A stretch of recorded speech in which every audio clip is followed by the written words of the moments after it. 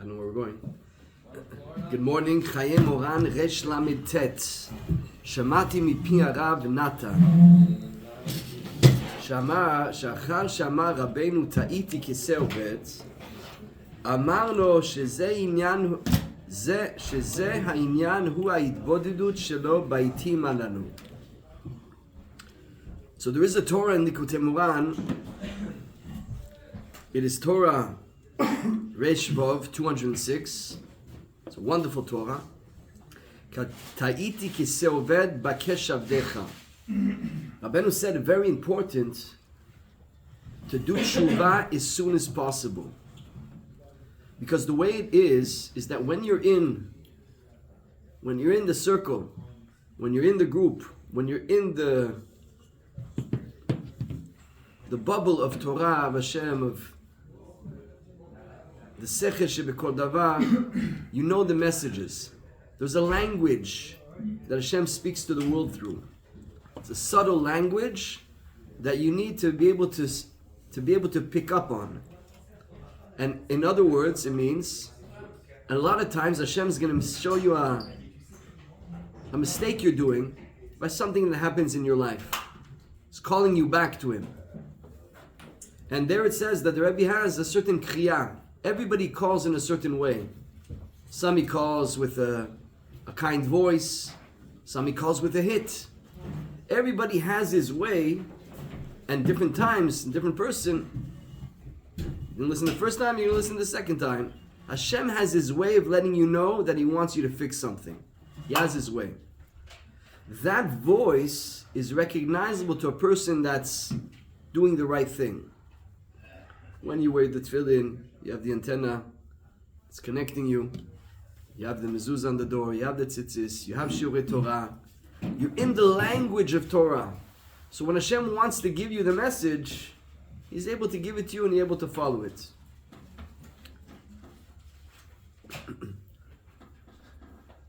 Somebody told me a story recently, the story of a person, that he said he couldn't get out of his debts. A little bit of chovot.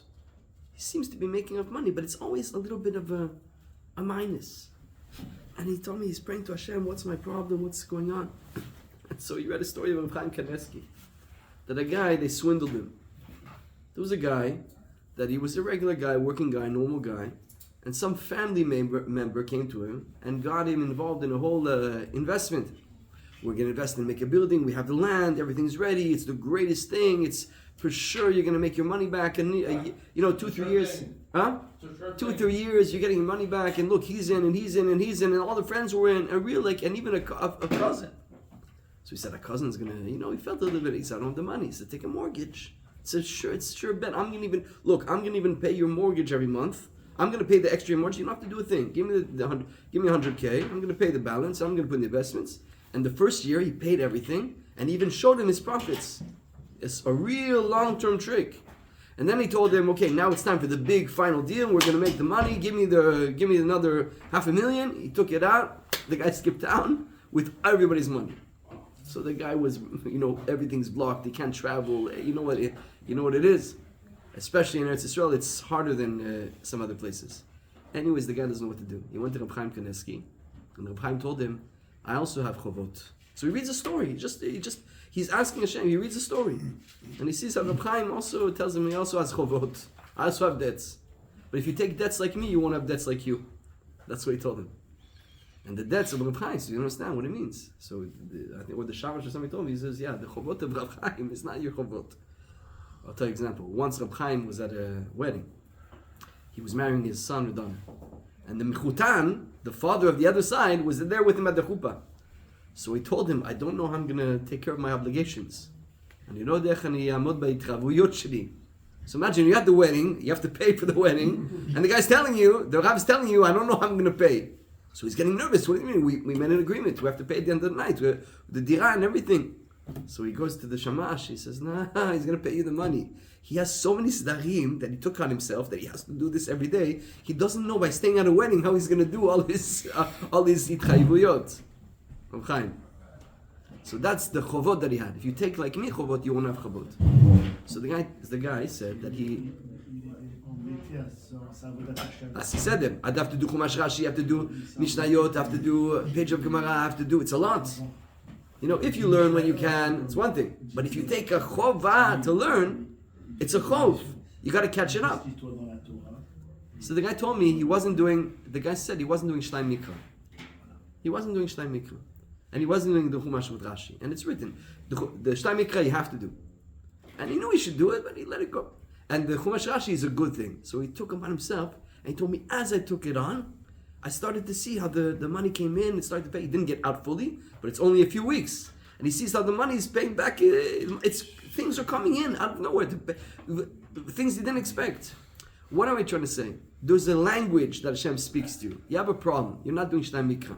So Hashem is going to show you in a story, in a way, you're going to hear something or something you're not doing right. There is a dibur that Hashem has. He has a language with you. He has the way of telling you. Everybody knows it. When you see something, the thought comes to your mind, it connects to what you're doing wrong. Bakesh, now Rabbeinu says, don't let the time go too long without fixing, because if you let it go too long, you don't hear the message anymore. Because the shepherd, he calls you at the beginning. He calls you. You still recognize the voice, the sheep. But if you don't listen to the voice, the shepherd's going to stop calling you. You don't want to listen, I'm not going to call you. I give you 1, 2, 3 times a message. You want to hear it, it's okay. You have free choice. There is free choice. And then especially the shepherd, the sheep's going to go so long, he's going to forget the voice of the sheep. So Rabbeinu says, when you get the message, fix it quick.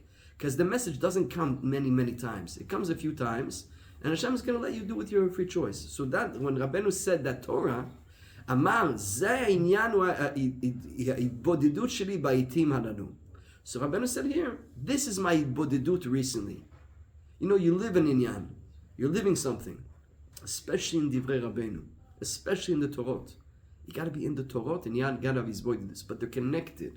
Because many times, what Hashem is giving you, what the tzaddik is going to give you, these nikudot, that's where you're meant to develop them, work on them. You don't see certain people, even yourself in your life, in your kavut to the tzaddik.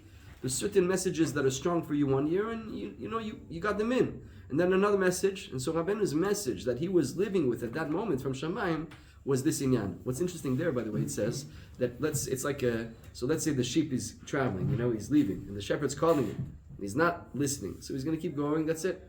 But then he said, guess what? At a certain point, he can come all the way back half circle, and he can be so close to the point of return that with the smallest little action, he can do tshuva. That's the sort of a guy who really went far in his life.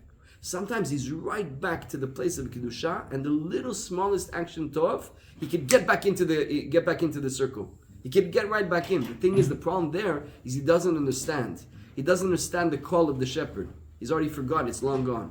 It's a sort that everybody, even somebody's very far, with a little mesirat nefesh, a little step forward, he could bring himself in to get right away back into the circle. But many times they don't know that Hashem is calling them. If you would know, the guy's lost, the guy's in who knows where he's living, what situation he's in. If he would know Hashem is waiting for him, hoping, please come back. Here's a little message, here's a little hint, but he doesn't understand the code. Doesn't understand the code language, so he's not going to come forward. But if you know that Hashem really wants you, just do this little step and I'm going to fix up everything for you. So Rabbeinu said, don't get there. Try to do tshuva as soon as possible. And here what we're saying is that was Rabbeinu's itbodedut during those times. That's what he was living. What's the message here? We'll continue tomorrow. Let's read it. Let's just finish this. Amad v'itbonen al goden anvanuto pshituto timumot shel avodat hakdusha kol yemei chayav. So says here, imagine how Rabbeinu is living in so much pshitut, in simplicity. His anava that he had. אף על פי שזכה למה שזכה, אף על פי כן, היו התפילות התבודדות שלו בינו לבין קנו ברוח נמוכה ולב נשבר כזה. What do you think Rabbeinu's התבודדות is? Rabbeinu is fixing nishamot.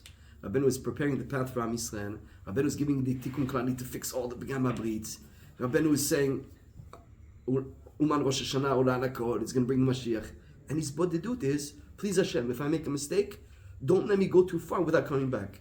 Let me hear your voice that I should come back and do tshuva.